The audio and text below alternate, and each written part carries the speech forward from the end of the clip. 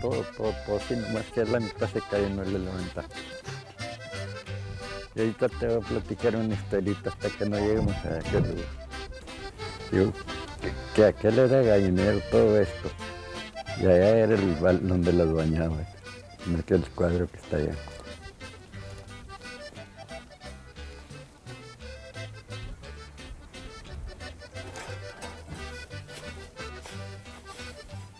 Aquí hay semilla de zacate, ahí lo que quieran, nomás que está muy zorro. Tengo todo ese costalero aquí. Y no me falla nunca.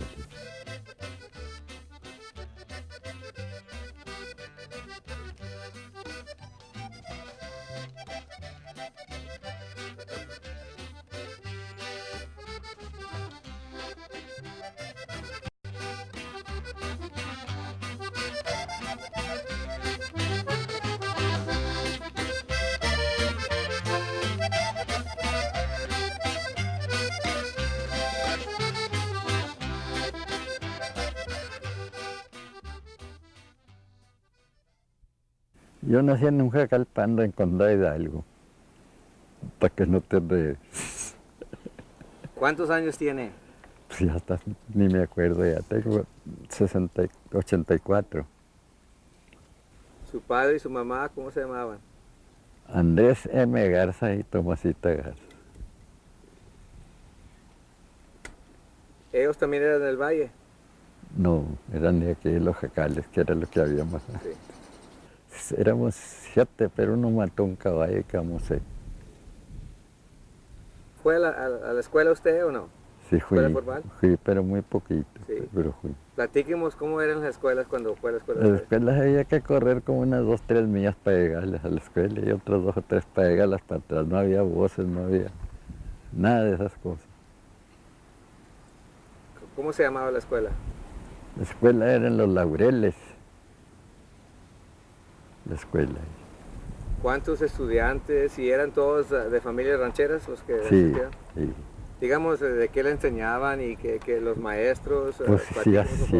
ya no hay ni restos de los maestros, chicos, quiero que sepa. Sí. Cuando era joven, ¿qué era de su rutina? Y, vivía en rancho, ¿a qué hora se despertaba? ¿A qué hora empezaba a trabajar? ¿Qué hacía durante? ¿Qué era su día de rutina? Pues no, la vida era levantarse a jalar, si no había mucha hierba, lo que hubiera, chicos. Chaparros, mugreros, todo. Era la vida. Y ya después no, pues ya subió uno general chingado de vaquero y de esto y del otro y lo otro. Yo gasté bastante tiempo en trabajar en ganado. Años.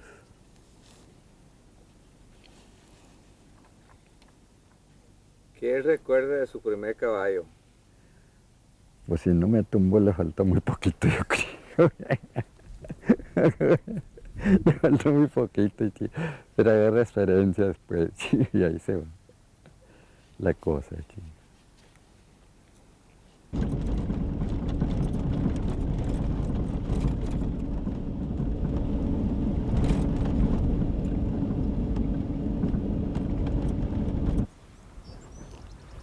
Cuando se acabó Marfil compré todas esas láminas yo.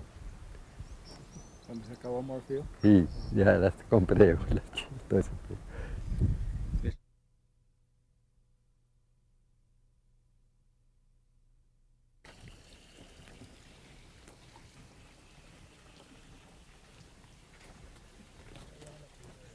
No, pues sí está desaguando, mira, está el charco viene bien.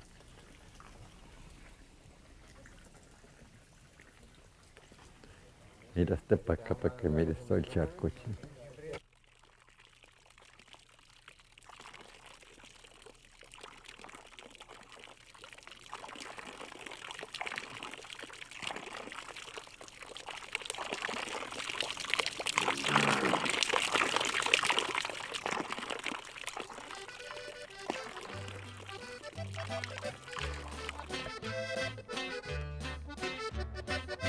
Aquí hubo la casa donde yo vivía, pegado aquí a este lugar, y salía para allá.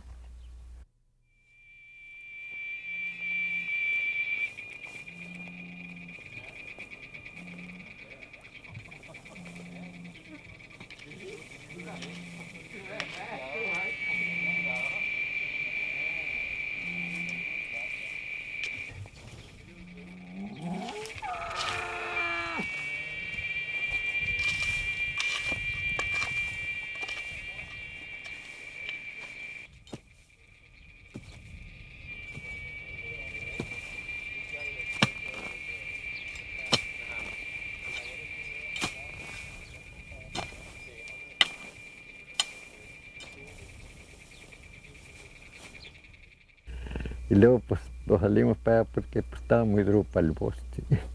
Pues yo lo conocí antes que se casara mi hermana.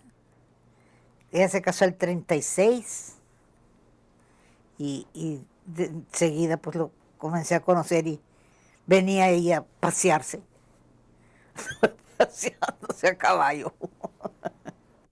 Pues ahí en mi casa, porque ahí venía él a ver a su cuñada. Ya estaba casada por y venía a darle, pues a saludar ya. No, más bien era arrimarse a ver qué veía. Y luego pues siguió viniendo, ya se pasó el tiempo y se enamoró el hombre, yo creo, y yo también. ¿Para qué digo que no? Y no nos casábamos porque estaba el hermano mío en el Army. Y mi mamá pues estaba como de luto, la pobre vieja. Tenía razón, ¿no? Pero como quiera, le hicimos y nos aguantamos ya hasta... Y antes que él viniera del Army, que fue el 45 yo creo, ¿verdad? Como en mayo nos casamos y en junio, julio, en noviembre vino él. Nos casamos antes que llegara mi hermano. Y mi mamá, por supuesto, muy triste, la pobre viejita, pero pues como quiera, ella nos hizo la fiesta y se juntó toda su gente y la de él y estuvo muy bonito el casamiento. Me hizo una casa enseguida y casita de esas de 2 cuartitos y ahí vivimos. Ahí vivimos en la casa y de ahí tuve el primero, fue Rodolfo ahí. Fue el 46. El 46 nació Rodolfo y el 47 nació este. El 47 ya nos cambiamos para acá, para el rancho de atrás. Ahí tuvimos muy buena vida porque pues no había por qué no pasar buena vida. Esa fue mi vida, hijo. Hacerle de comer y echarle lonche para que se vaya. Hacerlo para cuando viniera y tener todo pues listo, limpio y la mejor que yo podía. Y había veces que acá ahí en el rancho atrás, se juntaban muchos, y los hermanos de él también y todos, pero como quiera, les hacía yo a todos la comida, les dábamos ahí de comer. Y venía la mamá de él, sí, era muy linda la señora, venía y me ayudaba a mí ahí con los hombres, decía, me vine decía, para ayudarte. Sí venía. Les hacíamos la comida, pues pura tortilla y frijoles y carne, pero ensaladas de papas y arroces y cosas de esas les hacíamos todo el tiempo. No teníamos más que el radio para oír las historias una que otra vez. Y muy poco pero en esa se divertía la gente. Y en el trabajo de la casa, en primer lugar, lavarles y plancharles y darles de comer a las criaturas y a él, con su whatever, lo que hubiera. Pero de ahí, a estar preparada para la escuela de ellos, porque pues era lo principal. Para nosotros, yo creo que tuvimos mucho ánimo en ellos que se educaran, porque nosotros nos criamos de a tiro muy pobres. Yo digo de mi parte, muy pobres, sí. Mi mamá no tenía, pues no tenía nada la pobre vieja, nomás cuidarnos y proteger su familia. Pero sí digo que nos dio buena crianza, para haber sido viuda, ella quedó viuda muy joven. Entre todos se hacía más que una sola familia sola. Más antes tenía, si mataban un animal como Rol que mataba, o sus papaces, hacían comida y todos se juntaban. Y todos se juntaban y se hacía aquel día todo lo que fuera, arreglar la carne. Y no había ni frisas, yo creo que más bien hacían la carne seca, aparte, chorizo y pues era lo que hacían, tamales. Todos casi venían todos que van a matar un becerro, pues venían. y entre todos hacían todo. Tenían que calentar agua para pelar el marrano, hacer todas las... y malvas para cubrirlo, para poder... porque raspaban el animal y le hacían chicharrón. El cuero, y de adentro todo hacían. Ese mismo día mataban, cuando era marrano así le hacían, fácil, entre todos.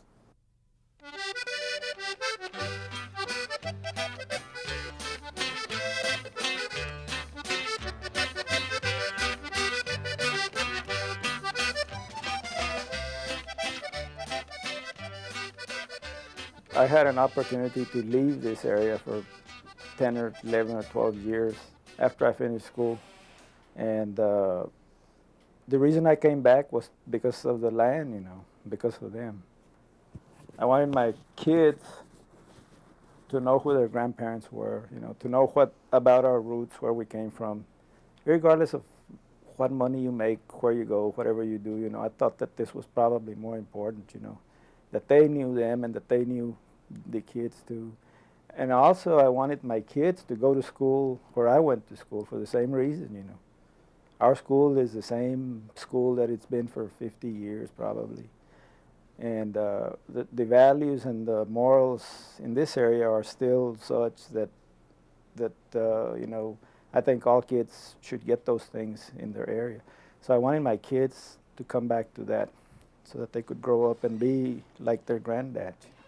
We never had a chance to ever say, I'm bored, which we hear a lot about of today from younger kids, you know. The work ethic around my dad and my mom, you know, was that we were going to work. It was not a question of, mijito, you know, do you want to go do this or do you want to go do that? It was a question of, let's go do it, you know. That's what it was. So we just went and did it. And me and my older brother especially, we had to milk cows in the morning before we went to school, you know. And then in the afternoon we had our things that we had to do, feed the animals. And in summertime we didn't have a problem of I'm going to be bored summer because we were going to be chopping weeds and cutting cotton and picking cotton and doing whatever it took, you know, whatever we were told to do. So what my dad instilled in us was how to work, you know, how to work, and not only how to work, but how to do the job right. And I think this has a lot to do with how we are today. You know, although I'm not well, I do farm, but not in the sense of like we were doing it back then. Everything that I do, you know, and I know everything that my brother does, whether it's check a oil well or, you know, me in my work, talk to people or do whatever, there's always in the back of my mind that thing or whatever it is that is telling me, you know, whatever you do, be sure that you do it with all your heart, you know. Don't do things halfway done. Don't leave things halfway done. Do them fully. And once you do that, not only that, but do them the best way that you can también. So those are the things that we learned more than anything else from my dad and my mom, you know, that if we did something, we're to do it, see it through, and also to do it right. I see my home as my roots, you know. It's like I make a comparison, and I've made it in several other places. It's kind of like a mesquite tree, you know, that has roots, deep roots, you know. You chop off those roots, and it's gone for a while, or maybe forever, you know. But in our case, his dad's dad, my granddad, and my dad, you know, they're all from this area, so they have deep roots here.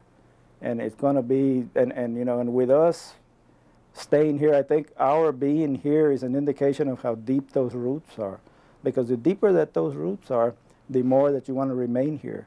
And that's the reason that some of my nephews, you know, are also thinking about possibly trying to stay here, even though it's getting harder and harder to make a living off of the farm and the ranch, you know.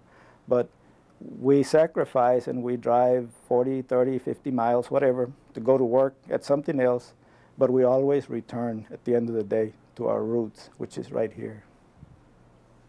People need to know where they came from before they can get to wherever it is that they want to get to in their life, you know. We cannot abandon it would be very easy for me to say, you know, okay, I'm educated, now I'm gone, you know, I'm going to make a lot of money and I don't want anything to do with this place. But that would be easy to do.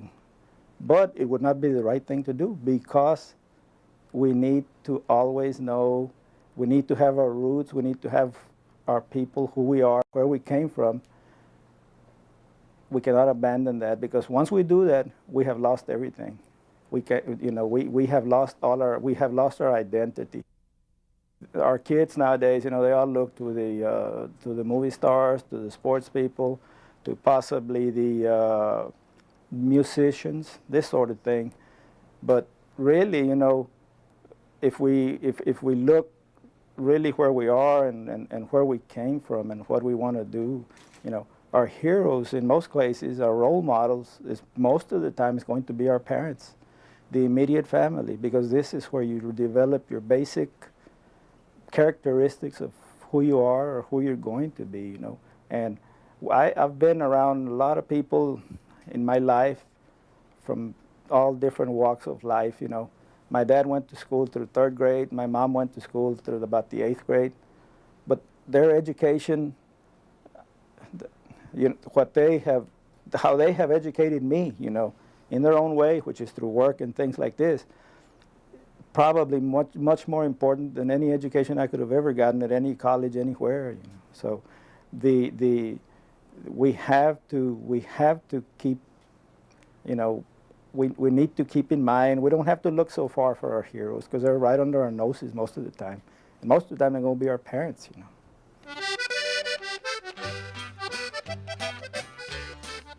We love this man very much, first of all, and what he has left us, you know, besides all this land and besides, you know, whatever he has, is that he's left us an attitude and a work ethic that, you know, we hope that, you know, is a good one. We know it's a good one, because to this day we know that it has worked.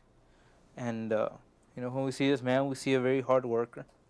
And we hope that someday somebody will know us and our family to be as hard of workers as he was. It's the way we talk, the way we act towards our environment, things we do, the way we treat people, you know, things like that, the way we have rapport with, you know, all kinds of people that we come into contact with. I see a lot of that, the same, you know, what he does, so we do the same thing. If you respect other people will respect you, and that's how you build rapport with other people. And, you know, it's part of living. You know, if you don't respect somebody, they're not going to respect you. And if you want to have a good, calm life, you know, you learn to respect other people so that yourself can be respected. They're pioneers in this area. They worked harder than any of us will ever work to have what they have, and they have fought all their lives to, you know, give to their families not only food and shelter, but also an education. And, you know, for that reason, I think that they are heroes. Well, I would like to pass along the same morals and values that they have passed on to me, and, you know, hopefully pass on the land to them also, so that, you know, they will have a sense of what it took this man and his father to have this land, the hard work it took, and give them a sense of that, you know, of what it's taken to keep the land functioning for all this time. You know, have them see what it took. Right now we're in the middle of a drought. Of course, you know, farming and ranching is always a drought. There's never enough of this, there's never enough of that. It's always too much of this or too much of that. I would not want our area here to change much more than what it is right now. I think I see our area in the millennium, one of these days, being probably a very important part of our county and our state, you know, especially if we don't get some rains pretty soon, because there's still plenty of water in this area, but you just have to drill for it. Like some of my younger people always tell me, we're in the 90s now. But that's, you know, and we will probably be here forever and ever, you know, at least I will. I don't have any plans of going anywhere else. You know. When we moved back here to home, what I consider home, it was a permanent move to stay here, not to go anywhere else. So this is where we make our life, and this is where we'll probably die. Well, and when we think about South Texas in particular, I think that we always have to think about our roots, or the roots of this community and of this region lie in the land, in the use of the land, how people came here seeking opportunity. You know, we think that that's mainly just a story about American immigrants, but the people who are moving out from Mexico, moving north, you know, al norte. In this case, in South Texas, we have people moving, several thousand of them moving into this whole new region that they call Nuevo Santander back in the 1740s and 50s and even later. And these settlers, as they move into this new place, they see it as a new place, as a frontier, as a frontera, but they come here with the idea that they want to build it up. They want to grow up with this new frontier and make something out of it. And I think that that's why the past is so important to us, because even though we are rapidly modernizing and urbanizing, we have cities now in South Texas that have over 100,000 people and are rapidly growing. I think that the past is if we can connect ourselves to our roots, to our beginnings, that's important. That helps us to steer us in the right direction. And it certainly helps us to appreciate the people that came before us, because so many generations have been here. We sometimes have the idea that the Valley is very new, but the Valley is new, but it's also very old. And so this study of the past to help us understand our present, to know where we are, is very important. One of the things that I always see when I come to the Valley or when I travel through South Texas, Southwest Texas, is you see how important the land is to people, to farmers and ranchers. Among those people, there certainly are a lot of Mexican Americans who are descendants of older rancheros, or I should say of rancheros who were in the business and ranching 2 generations ago, 3 generations ago. Some of these men and women are actually descendants of these older families, ranch families that have continued to be on the land, and they continue to receive some. They've received some of the land through inheritance, or they bought land, and so they still remain on the land. Some of them have a second job or a third job, because sometimes it's very hard to just live off the land, so to speak, live off particularly a small rancho. But I think it's very clear that there is a definite connection to the fact that it's not really surprising that many small rancheros, Tejano rancheros, still exist throughout the region, Southwest Texas. They're obviously not, many of them are not large-scale rancheros, but they have small acreages, a small number of cattle or horses or both. But they still have that connection, that in the sense that a grandfather or a great-grandfather probably also was involved in ranching, because this area was very, very important to the ranching economy. And so its roots, its ranching roots, as I talk about in my book, are very, very deep. So there definitely is a connection. The other thing is that there's a lot of connection in terms of the way people think, the way people here in the region think of themselves and about their attitude about work and their attitude about their homes and about their role in society. For example, a lot of the present day ranching families will mention how important it was to follow in the work that their fathers and grandfathers had done, and how important it was to learn from them, to learn certain things about working on a farm or a ranch, and also particularly about the values of work. The work ethic is very important. A lot of people, I think, have a misunderstanding that ranching was merely just rounding up cattle and driving them to some market. You know, that's kind of a Hollywood kind of thing, but in reality, there were things that had to be done every day, different tasks that had to be done from sunrise to sunset, and many of these men and even older men, older viejitos who still can tell us stories about their early lives in the ranchos or ranching histories, they will tell you how they got up very early in the morning and their whole day was full of different activities. So they definitely, to this day, there persists this very strong work ethic. And I think it's pretty clear that even when people who come from farm families or ranch families, when they go to work and in the city or in the town, they become professionals or staff people in offices and the university and businesses. You see them how they work. They work very hard.